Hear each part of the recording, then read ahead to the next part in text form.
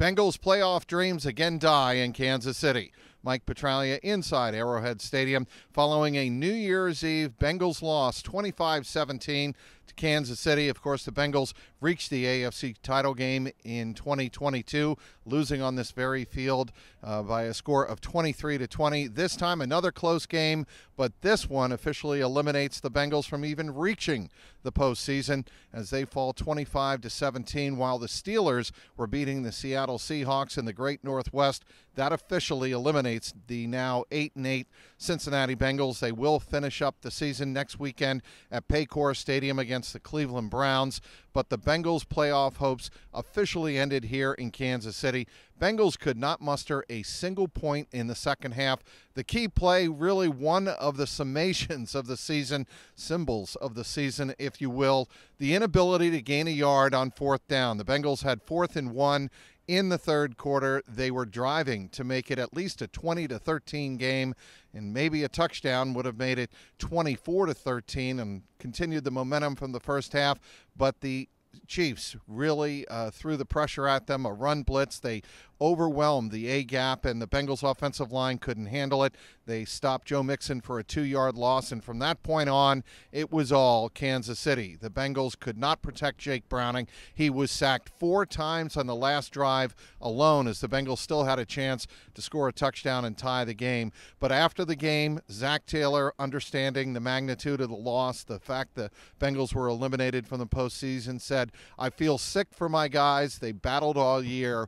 It's just a terrible way for the season to end," but he said he's still very proud of a team that he says has a very bright future, indicative of the way they battled here in Kansas City on New Year's Eve in the cold and the wind. The Bengals did have their chances. Yes, there was a tiff between Jamar Chase and L'Jarius Sneed, and then eventually some other Chiefs got involved. After the game, Jamar Chase said, "Yeah, I started it, but I knew that they would want to fight and got under their skin, and sometimes I like to get under their skin."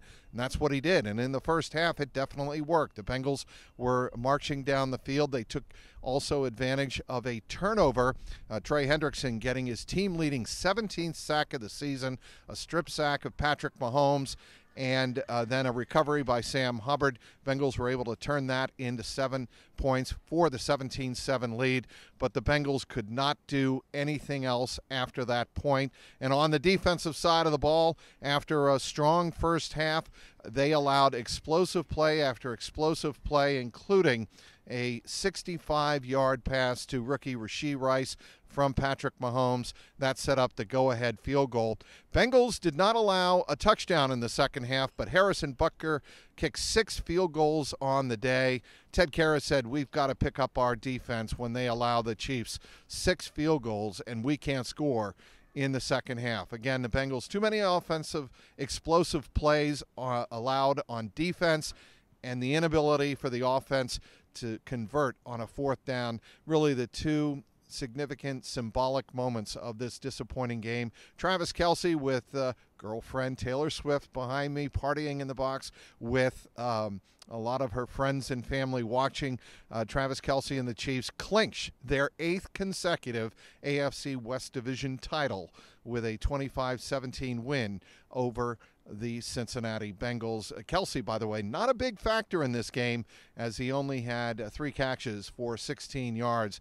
But certainly when you have Rashee Rice and Isaiah Pacheco both go over 100 yards from scrimmage, it's hard to win when those two players did what they did to the Bengals defense here on Sunday afternoon. Well, that's a wrap here for 2023.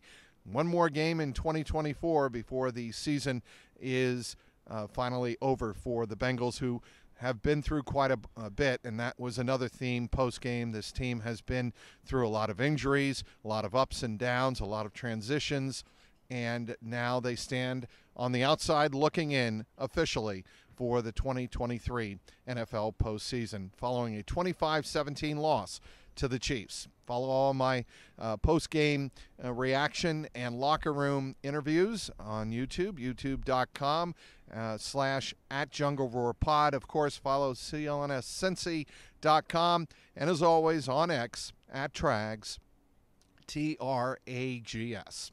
Inside Arrowhead Stadium, Mike Petraglia, CLNS Media.